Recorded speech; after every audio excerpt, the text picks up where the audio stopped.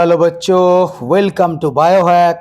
NEET প্রস্তুতির জন্য Bangla YouTube. তো এনটিএ যেরকম টুইটার হ্যান্ডেলে প্রত্যেক দিন ফিজিক্স, কেমিস্ট্রি, বায়োলজির কোশ্চেন আপলোড করছে, তোমরা দেখছো।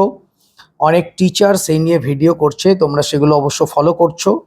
এছাড়াও এনটিএ কিন্তু অফিসিয়াল ওয়েবসাইটে পর দুটো নোটিশ দিয়েছে, একটা 29 তারিখ এবং একটা 30 তারিখ।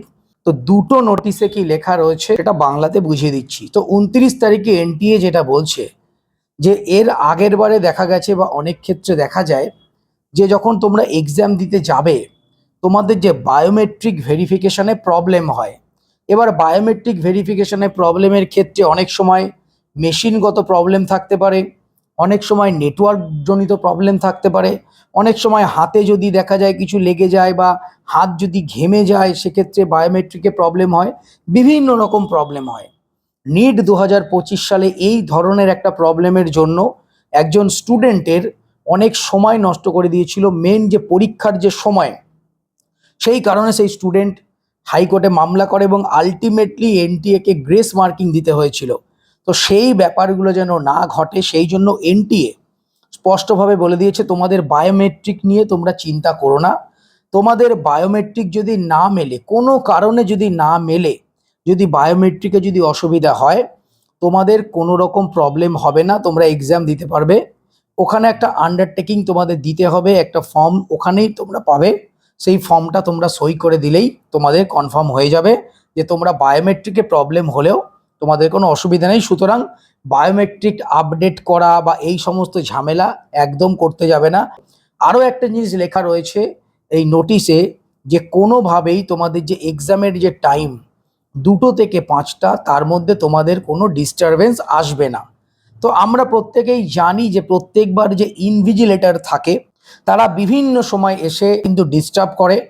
একটা কাজ একবারে না করে 5বার আসে, এখানে সই, এখানে থাম ইমপ্রেশন, এখানে ছবি লাগানো, এখানে বাবার নাম মায়ের নাম করে করে 15 থেকে 20 মিনিট কিন্তু নষ্ট হয়ে যায়। তো এনটিএ যেটা লিখে দিয়েছে যে তোমাদের 2টো থেকে 5টা কোনো রকম ডিস্টারবেন্স হবে না। তো হয়তো হতেও পারে যে ইনভিজিলেটররা পরীক্ষা শুরুর আগে অথবা পরীক্ষার পরে হয়তো সেই কাজটা করতে পারে। তো যখন পরীক্ষা হবে তখনই সেটা বোঝা যাবে। এবার 30 তারিখে এনটিএ নোটিশ দিয়ে যেটা বলছে তোমরা কি কি নিয়ে যেতে পারবে। এর আগেও এনটিএ বলেছিল, তাছাড়া অ্যাডমিট কার্ডেও লেখা থাকে। তো এনটিএ আবারও তোমাদের বলছে যে তোমরা ট্রান্সপারেন্ট যদি জলের বোতল চাও তোমরা নিয়ে যেতে পারো। তোমাদের ধর্মীয় কারণে যদি কিছু তোমাদের পড়তে হয় তো সেটা তোমরা পড়তে পারবে, অসুবিধে নেই।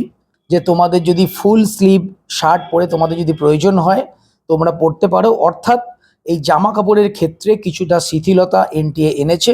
এবং তোমরা যে স্লিপার পরবে, জুতো কিন্তু অ্যালাউ নেই, স্লিপার পরবে। এছাড়াও তোমরা জানো যে বেল্ট, মানি ব্যাগ, রুমাল এগুলো কিছুই তোমাদের নিয়ে যেতে দেয় না, কোনো ইলেকট্রনিক্স জিনিস সেগুলো তো আছেই, কিন্তু এইগুলোও আগে ছিল না। তো এবার তোমাদের ফুল স্লিভস শার্ট এটা অ্যালাউ করেছে, তোমাদের স্লিপারই পরতে হবে। এবং তোমাদের ধর্মীয় যদি কোনো কিছু তোমাদের পড়ার প্রয়োজন সেটা তোমরা পড়তে পারো, তবে তোমরা আগে যাবে, সেক্ষেত্রে তোমাদের হয়তো চেকিং করতে পারে বা আরও কিছুটা সময় নিয়ে তোমাদের দেখতে পারে যে কোনো প্রবলেম কিছু আছে কিনা। তো সেটা অ্যালাউ হবে আলটিমেটলি, এটা বলে দিয়েছে। তো এই দুটো নোটিশ এনটিএ কিন্তু 29 এবং 30 তারিখে দিয়েছে তোমাদের জন্য। তো যাই হোক, আর একদিন মাত্র পরীক্ষা বাকি রয়েছে। আশা করি তোমাদের প্রিপারেশান জোর কদমে চলছে এবং আমি অবশ্যই আশা রাখবো প্রত্যেক স্টুডেন্ট তারা তাদের যে স্বপ্নের যে মেডিকেল কলেজ, তারা যে স্বপ্ন নিয়ে যে পড়াশোনা করছে তাদের স্বপ্ন যেন অবশ্যই পূরণ হয়। তো সবাই খুব ভালো থেকো, মন দিয়ে পড়াশোনা করো, চ্যানেলটা সাবস্ক্রাইব রাখো, নোটিফিকেশনটা অন রাখো নিট রিলেটেড যাবতীয় লেটেস্ট ইনফরমেশনের জন্য। টাটা।